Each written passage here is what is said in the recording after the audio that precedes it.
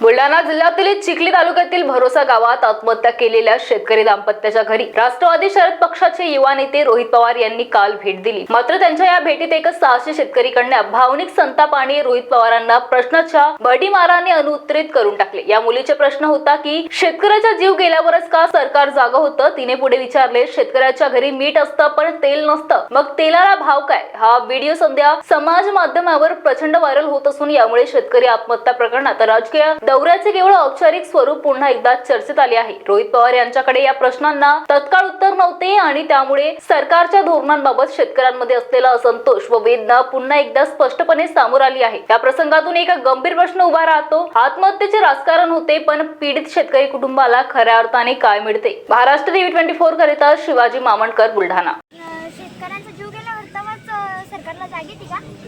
दुर्दैव असं आहे।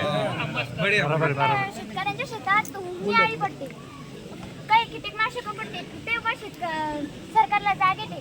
शेतकऱ्याच्या घरात तेल असते तर मीठ नसते, मीठ असते तर तेल नसते। तेलाला भाव काय 115 रुपये आणि सोयाबीनला भाव काय 3-4 हजार रुपये। शेतकऱ्याला काय पुरू राहिले?